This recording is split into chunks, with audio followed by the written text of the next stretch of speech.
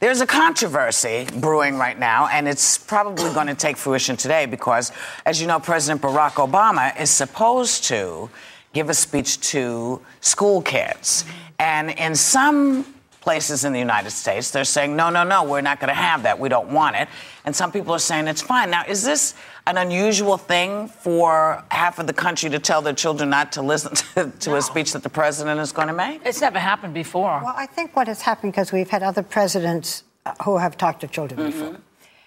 What the president is going to do, and what he said he was going to do, was to say to children, which I think all parents would agree, work hard, stay in school, and study. Everybody says, hooray, that's just fine. But then he had said, and I may not get the words exactly right, but then, as part of it, he had said, and you can write to me or let me know what you think you could do to help me, the president. And that's when some people said, I don't want my kids getting involved. Why should they be helping the president and so forth? So he's not going to do that. But that's what they're objecting to, that he had asked children, maybe you have some thoughts on helping me. So it became a whole brouhaha with the right, let's say, saying, no, he shouldn't be asking our kids. Let your kids listen to the president saying, stay in school and study. You know, I think it's so silly that, for one, I would love to hear what their thoughts are about helping the president, because we all want to help the president do a better job because this is our country. So I would love to hear just what, there's a proverb that says, out of the mouth of babes. You remember that one? I mean, you know, and I think engaging children in politics is just as important as engaging them in the discussion of history and learning about their presidents and things the atrocities that have happened in this world. But so I don't think that's going to happen. By the way, the president released his speech already. I think he released it yesterday. Yeah, it's been on the website. But is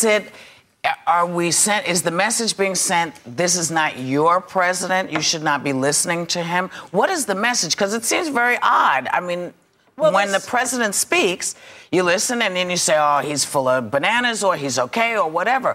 But to blatantly say you cannot play this speech for these kids seems very odd to me. Well, President Bush, by the way, talked to school children on television after 9/11, but I think it got confused with the direct message, stay in school and study, and what you can do to help this president. What you can do to help this president that we don't like, I think that's where it got confused. There seems to be a consistent effort on the right-wing side, extreme right wing, to discredit this president no matter what he does. They're just out to get him, and this is part of the whole thing. Just watch out for it, because it's happening in this country, and there's a lot of subversive behavior going on because, from certain people who are basically instigating this. Right. And it's just this particular president. I mean, they're throwing names at him like Hitler. Please. But I think a lot of people also were concerned. I was on Twitter getting a lot of comments. A lot of people were concerned that their kids would have been getting policy stuff from Obama. But he's not doing that. He's got a lot. He's got so much to worry about right now between the health plan and Afghanistan and the economy. I mean, this little But this is Twitter, also how bad the internet is. You get all of this disinformation, and a lot of people were coming to me tweeting going, he said in the lesson plan, write a letter about how you can serve me better. And on the original, I never saw the word serve in the thing, although we say serve our country. Yeah, what's wrong with the word serve? Well, you cannot. It's a very handy word. Yes, it's a very handy word.